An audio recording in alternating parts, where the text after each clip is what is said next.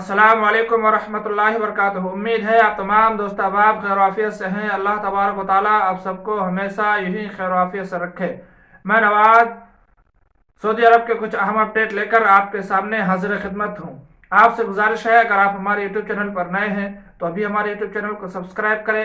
अगर वीडियो अच्छी लगे तो लाइक करना ना भूलें। अगर आप हमारे इस वीडियो को फेसबुक पेज पर देख रहे हैं तो फॉलो ज़रूर करें और शेयर करना हरगिज़ ना भूलें। तो चलते हैं खबरों की तरफ। आज मिनिस्ट्री ऑफ हेल्थ की तरफ से और मिनिस्ट्री ऑफ वजारत हज की तरफ से कुछ अहम अपडेट हैं जिसको हम वीडियो के आखिर में बताएंगे। आपसे गुजारिश है कि वीडियो के आखिर तक बने रहें। तो चलते हैं खबरों की तरफ। पिछले 24 घंटे के दौरान पूरे सऊदी अरब में नए मरीजों की तादाद 3,913 है, जबकि ठीक होने वालों की तादाद 4,282 है और 2 लोगों की वफात हो चुकी है।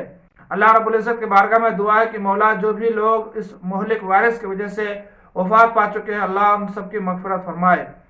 और 878 क्रिटिकल केसेस है। अल्लाह रब्बुल इज़्ज़त के बारगाह में दुआ है कि मौला जो भी लोग इस वबा में मुब्तला हुए हैं उन्हें जल्द अज जल्द शिफाए कामिला व आजिला अता फरमाए।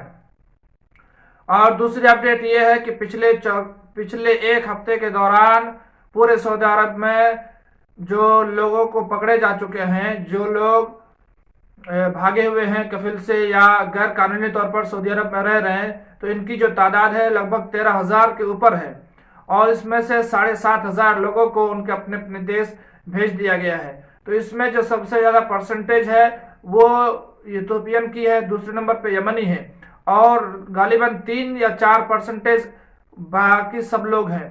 यानी बाकी लोगों को इतना घबराने की ज़रूरत तो नहीं है, लेकिन एहतियात करने की ज़रूरत है।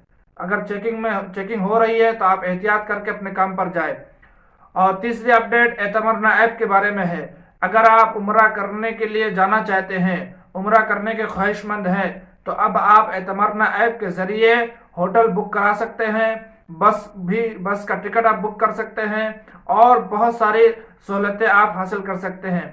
वजारत हज उम्रा ने साथ ही साथ ये भी कहा है कि अगर कोई होटल में कमरा बुक करना चाहता है या ट्रांसपोर्ट के लिए बस का इस्तेमाल करना चाहता है, तो अब आपको हजिस खिदमा यानी बुकिंग के बटन पर जाकर पुश करना है।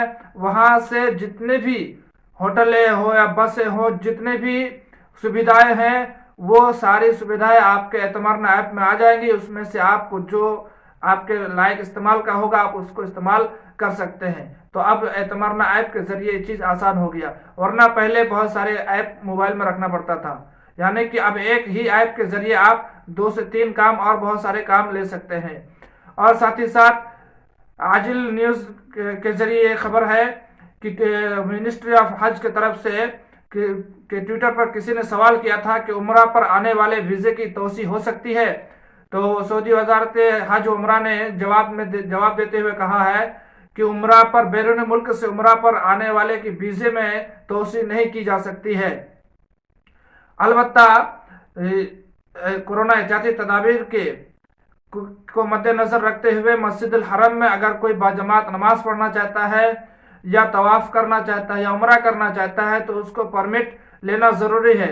ये परमिट की जो शर्त है ये सिर्फ बैरून मुल्क से आने वालों के लिए नहीं, बल्कि जो लोग सऊदी शहरी हैं या सऊदी अरब में रहकर काम कर रहे हैं, अगर वो उम्रा करने के ख्वाहिशमंद है तो उनको भी परमिट की ज़रूरत है। और साथ ही साथ ये भी कहा है कि कोरोना एहतियाती तदाबीर को मद्देनजर रखते हुए 12 साल से कम उम्र वाले बच्चे को हरम शरीफ में लेकर जाना मना है।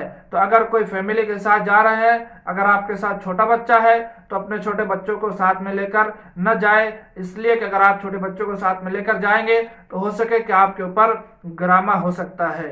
अगर ये जानकारी आप सबको अच्छी लगी हो तो हमारे वीडियो को लाइक करें और अपने दोस्तों तक ज़रूर शेयर करें। आपने अपना कीमती वक्त हमें दिया, इसके लिए आपका तहे दिल से शुक्रिया।